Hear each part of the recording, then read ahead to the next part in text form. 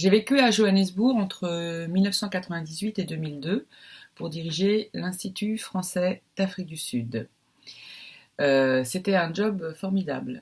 Évidemment, un job institutionnel puisque je dirigeais une agence gouvernementale, mais qui me permettait de côtoyer beaucoup de communautés, d'être dans beaucoup de lieux du pays.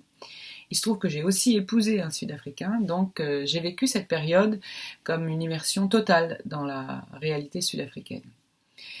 Et j'ai découvert là-bas quelque chose que j'ai mis du temps à comprendre, à admettre, parce que c'était pas très confortable. J'ai découvert que j'étais blanche.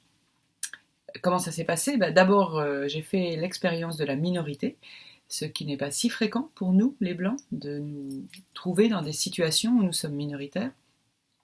Et surtout, j'ai compris que les autres me voyaient comme blanche. Et j'ai compris ce que c'était que d'être catégorisé par un regard qu'on pose sur vous. Alors là-bas, cette catégorie des Blancs en Afrique du Sud, c'était celle de ceux qui avaient profité du système, profité de l'apartheid. Et même si moi, puisque j'étais arrivée en 98, je n'avais pas profité de l'apartheid, je n'étais pas née, je n'avais pas grandi dans ce système, mais ma couleur de peau me donnait cependant des privilèges et j'en ai pris conscience.